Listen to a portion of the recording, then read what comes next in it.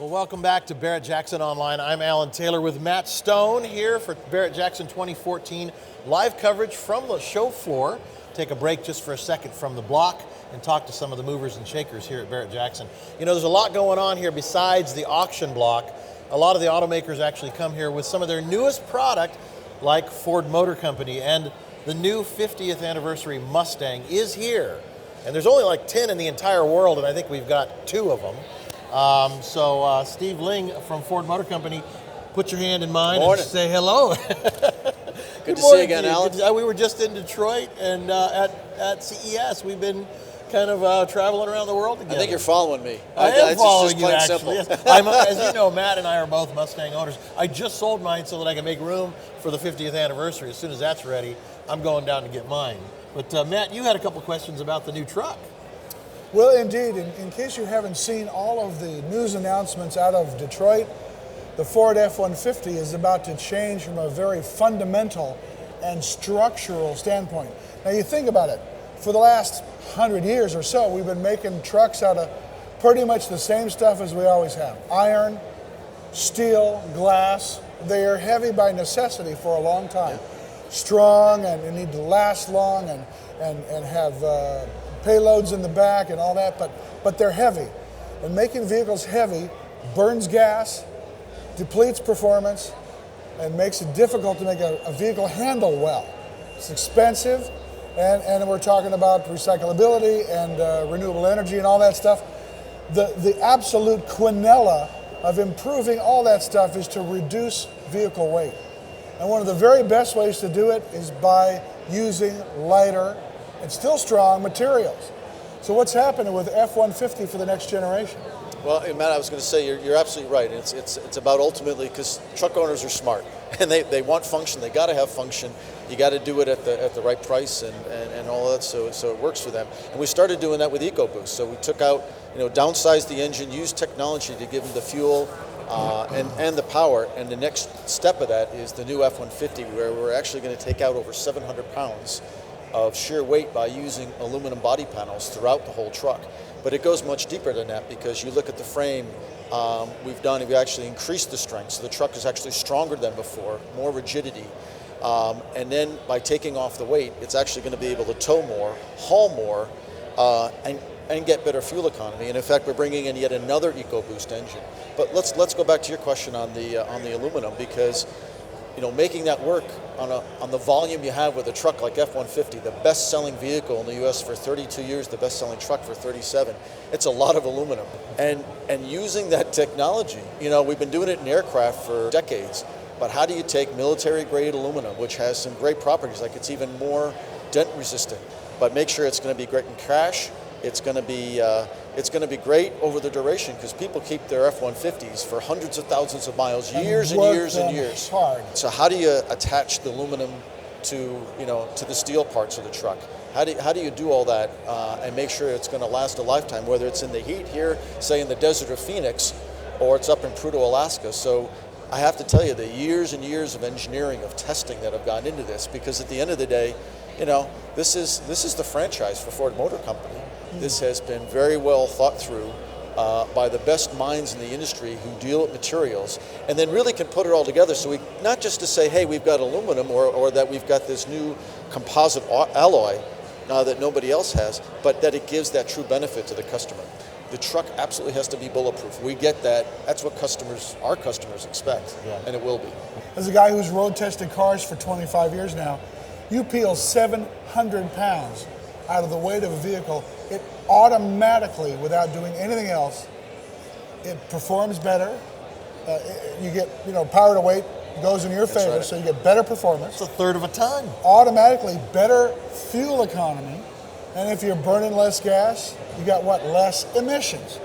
So the whole emissions picture changes immensely, and to the good. Now, this aluminum technology is not necessarily cheap. It takes a lot of work to make it cost effective and to make it work at the strength and rigidity levels and targets that they need to for an F-150.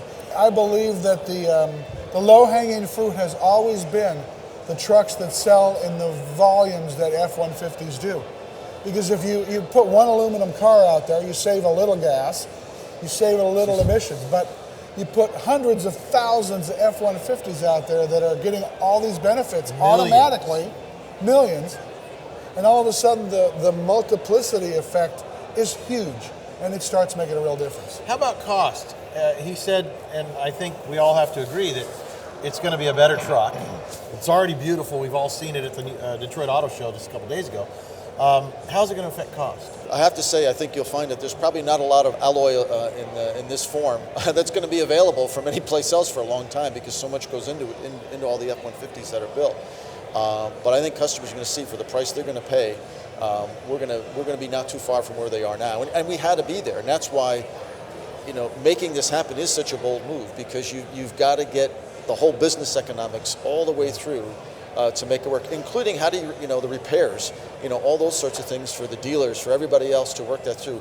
That's all been thought of as part of making this work.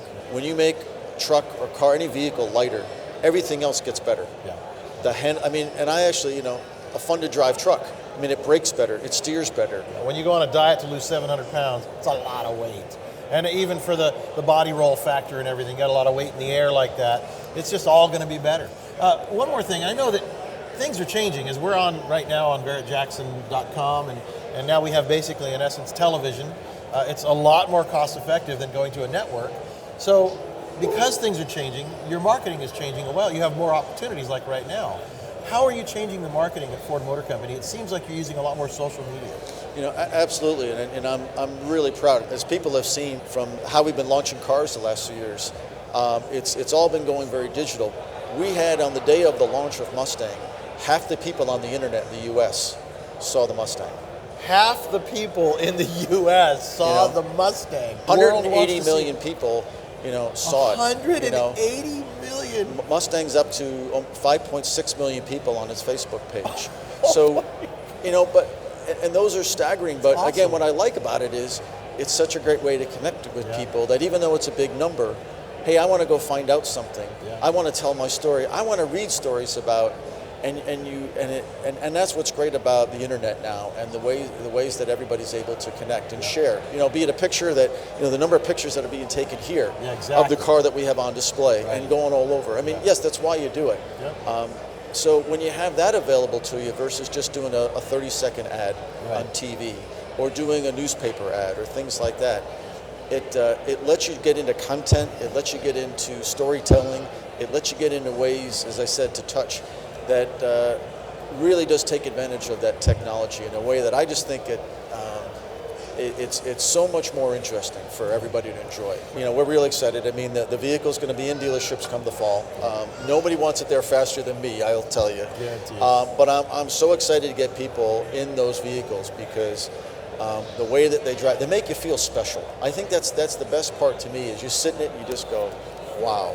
To be able to kind of show your wares and have you guys see it. And, you know, like you said, and I'll be interested because I know that if it's not perfect, you're going to say so.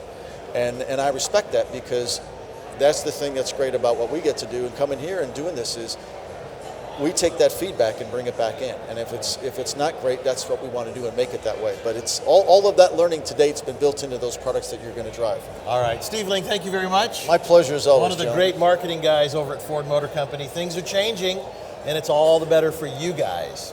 This is Barrett-Jackson Live, and stay with us. We'll be right back. And we're going to go back to the auction block now, and you guys can enjoy for a little bit. We'll tee up another guest.